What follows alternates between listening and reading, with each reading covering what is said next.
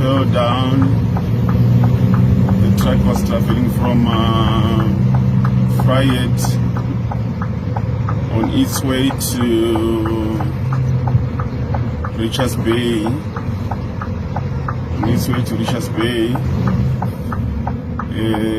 The truck was driving along R34.